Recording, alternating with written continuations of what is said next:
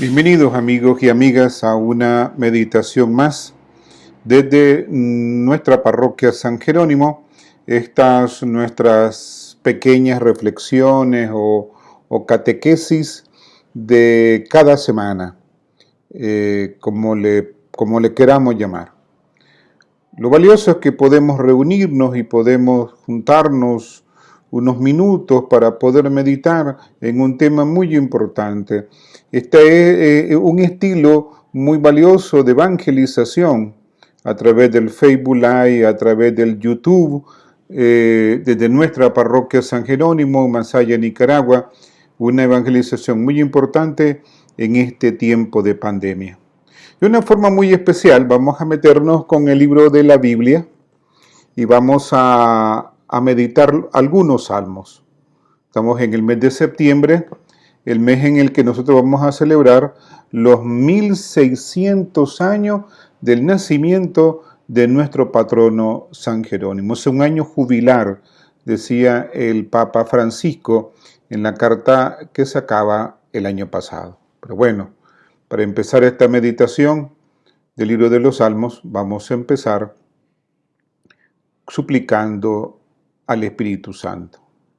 En el nombre del Padre, y del Hijo, y del Espíritu Santo. Amén. Espíritu Santo, inspíranos para que pensemos santamente.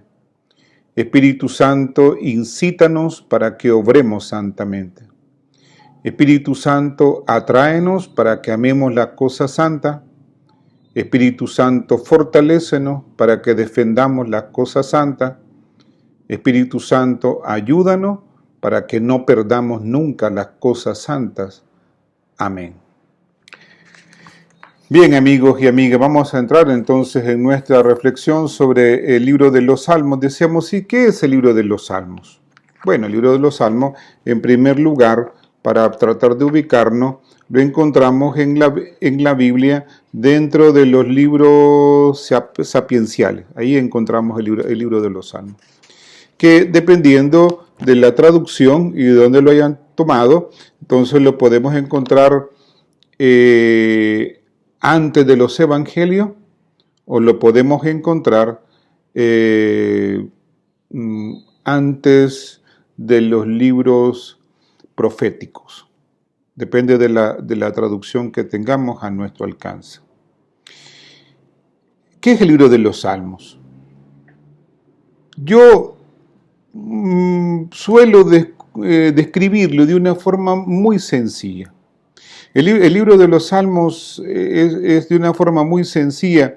Es el libro que Dios nos provee, que Dios pone a nuestro alcance, que Dios pone en nuestras manos, para que nosotros, juntos con los salmistas, los escritores, los orantes, los poetas, al estilo de un San Juan de la Cruz, de la Edad Media, por ejemplo, o al estilo de otros santos, escritores, poetas, pudiéramos nosotros tener este libro que es un libro de oraciones del pueblo de Israel.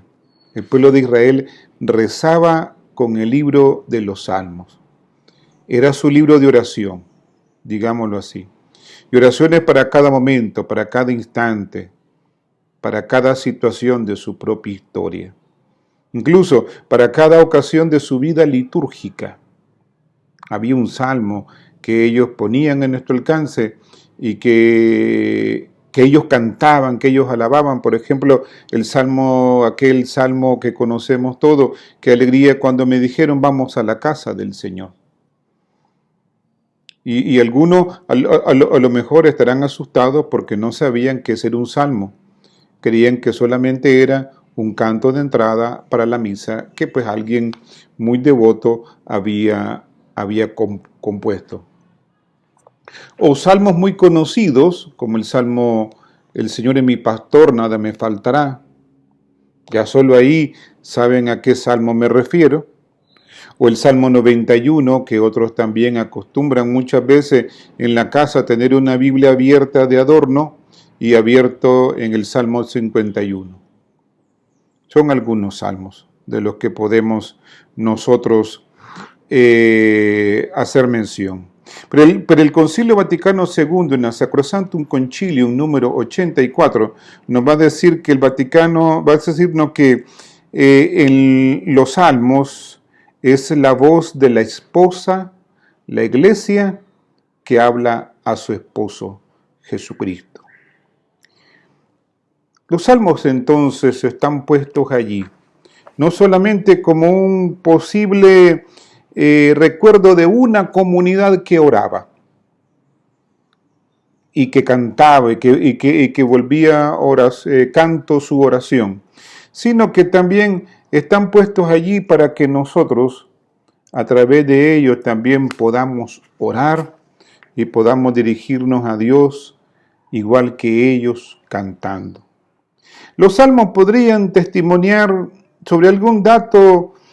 Bueno, si lo vemos hacia atrás, hacia ese pueblo de Israel, podrían testimoniar sobre algún dato del culto de ese pueblo de Israel. Incluso a nivel de redacción final, porque hubieron varias redacciones, como yo les decía, dependiendo de la traducción de donde se ha tomado, pues para algunos lo tomarán algunos de forma tal que lo tendrán antes de los evangelios y otros lo pondrán antes del libro de los profetas, de los libros de los profetas. Lo cierto es que es una especie de libro litúrgico del segundo templo, el edificado después del regreso del destierro de Babilonia y consagrado hacia el año 515 antes de Cristo. Imagínense por dónde andamos. Indiscutiblemente hace muchas alusiones a fiestas, procesiones, sacrificios, oráculos, vigilias nocturnas, bendiciones, funciones sacerdotales y a otras estructuras de culto del templo de Jerusalén. El fondo de los salmos es muy a menudo eclesial, porque trata de los levitas, de esa familia sacerdotal, de esa tribu sacerdotal del pueblo de Israel. Por eso muchas veces el ambiente puede ser eclesial, cultural, de esa comunidad del Antiguo Testamento que se reunía pues allí, en esa segunda versión del Templo de Jerusalén que ellos tenían a su alcance. Y canta eso, ¿verdad? Canta la situación por la que pasaba el pueblo de Israel en cada momento de su propia historia. ¿Por qué situaciones pasaban? Pues pasaba en el destierro, por ejemplo, que se me pegue la lengua al paladar, que se me paraliza la mano derecha si yo cantar un cantal del Señor en tierra extranjera, dice por ejemplo un salmo, y habla de esa situación de destierro. La alegría de ir al templo, qué alegría cuando me dijeron la confianza en el Dios que ejerce un pastoreo muy importante en el pueblo de Israel ante lo frustrante que fue el mal pastoreo de los reyes, de los jueces, de algunos profetas, especialmente de aquellas escuelas de profetas que el pueblo de Israel había establecido, porque hay otros profetas que Dios ha llamado que se distinguen por ese enamoramiento de Dios, ya no digamos, por ejemplo, el profeta Isaías y la revelación que él tiene de Dios en el capítulo 5, o el profeta Jeremías, que se siente seducido por Dios y que no puede ceder al Dios que le seduce, o el profeta Amós, que no puede escapar, que se siente comprometido con Dios con todo el alma, con todo el corazón. El Señor me tomó detrás del rebaño y me dijo, ve y profetiza a mi pueblo Israel. Es una situación maravillosa de este pueblo de Israel por la que pasa y que nos transmite a nosotros y que se va volviendo salmo y se va volviendo canto y se va volviendo oración, se convierte en oración que va surcando a todos los creyentes de todos los tiempos, no solo de algún momento, porque no es algo que quedó allá sumergido en la historia y ya no tiene nada que ver con la vida de los creyentes de los siglos siguientes. Por eso canta la alegría, es la danza, es la música, como por ejemplo, ¿qué les digo? Veamos un salmo. Por ejemplo, veamos un salmo, el Salmo 50, por ejemplo, perdón, el Salmo 150, por ejemplo. Podríamos ver ese salmo, el 150, que recoge un poco de todo eso en las imágenes a las que nos estamos refiriendo. Veamos rápidamente el Salmo 150, que es en la práctica, pues el último salmo. Aleluya. Alaben a Dios en su santuario. Alábenlo en su poderoso firmamento. Alábenlo por sus prodigios. Alábenlo por su inmensa grandeza. Alábenlo con el sonido de la trompeta. Alábenlo con el arpa y la cítara. Alábenlo con tambores y danza. Alábenlo con liras y flautas. Alábenlo con címbalos sonoros. Alábenlo con címbalos y aclamaciones. Que todo ser viviente alabe al Señor. Aleluya. Así dice el Salmo 150. Bien, avancemos más en nuestra descripción de los salmos en nuestra primera reflexión. La oración de los salmos son ante todo líricas. Su mensaje tiene como vehículo de comunicación la dimensión estilística, métrica, simbólica de la poesía semítica. Por eso, a lo mejor nosotros no captamos, podríamos decir, la musicalidad, porque ya traducido, pues todo pierde esa musicalidad que tiene en el idioma original. Aún buscando las palabras más apropiadas y más cercanas, va perdiendo esa musicalidad. Y nosotros necesitamos rescatar esa musicalidad. ¿De qué manera? Pues leyendo los salmos con la pausa que se merecen, con el ritmo que se merecen. No podemos leerlo corriendo desesperadamente. No, nosotros tenemos que aprender a poder vivir esos salmos, leerlos, poder insertarle el espíritu del orante.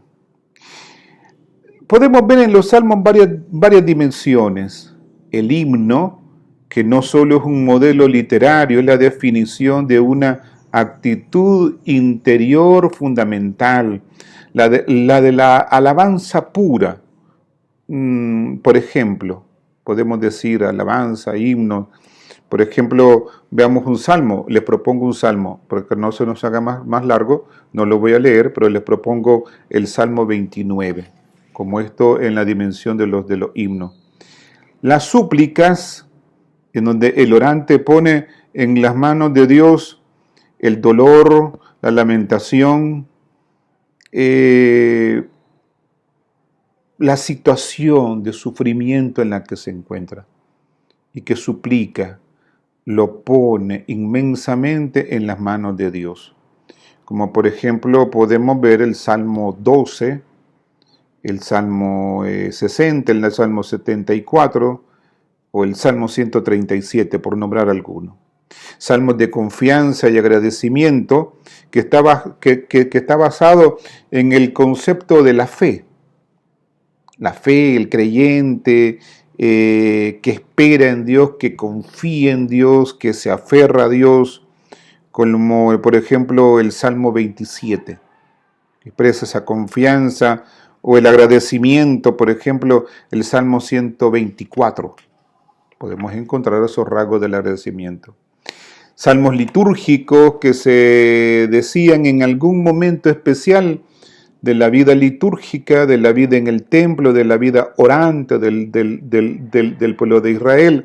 Y aquí podemos nombrar, por ejemplo, el Salmo 15, que es llamado un salmo de ingreso al templo de Jerusalén, a la acción litúrgica, o salmos sapienciales que nos quieren transmitir esa sabiduría infinita de Dios, como por ejemplo el Salmo 1. Podemos ver rápidamente el Salmo 1, que es muy importante, muy valioso. Bienaventurado el hombre que no entra en la reunión de los malvados, no se detiene en la vía de los pecadores, no se siente en la asamblea de los difamadores. Salmo 1, versículo 1, un salmo sapiencial. Ahora, ¿qué persigue el salmo? ¿O qué encontramos de fondo más bien en el salmo? Encontramos en el salmo, en primer lugar, un diálogo. La oración es un diálogo. La oración no es simplemente un monólogo, donde yo hablo y que Dios tiene la obligación de escucharme. No es un monólogo, es un diálogo, Dios y nosotros. Esa reflexión, ese meternos, ese profundizar el encuentro con Dios. Un Dios que se realiza en un lugar, centro de un doble movimiento, el movimiento del diálogo. Algo así como lo que nos dice San Juan María Vianney. Yo le veo y él me ve y yo le veo. Hay ese doble movimiento entonces en el Salmo. Pero también en el Salmo podemos hablar de una tercera presencia. No solo la presencia de Dios y del orante, sino también de una tercera presencia. Y la tercera presencia es el mal.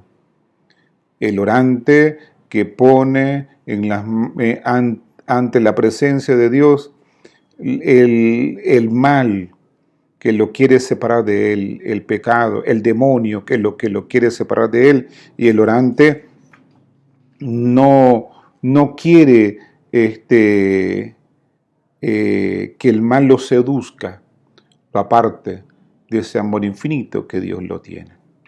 Con estos primeros minutos entonces ponemos en las manos de Dios nuestro caminar por el libro de los Salmos. Por de pronto, amigos y amigas, oremos con un salmo. Escojamos un salmo. Les propongo el Salmo 1. Bajo tu amparo nos acogemos, Santa Madre de Dios. No desprecies las súplicas que te dirigimos en nuestras necesidades. Antes bien, líbranos de todo peligro. Oh Virgen gloriosa y bendita. Amén. En el nombre del Padre, y del Hijo, y del Espíritu Santo. Amén.